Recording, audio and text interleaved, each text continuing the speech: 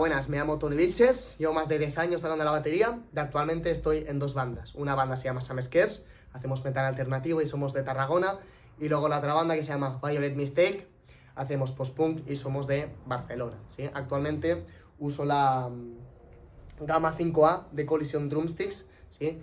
Y los motivos principales por los que estoy trabajando junto a esta marca serían la calidad de las baquetas, luego la versatilidad a la hora de tocar diferentes géneros, y luego una cosa súper importante de tener en cuenta, que sería el alcance mediático que nos dan a los artistas emergentes para poder hacernos un poquito más de hueco en esta industria de la música, ¿sí?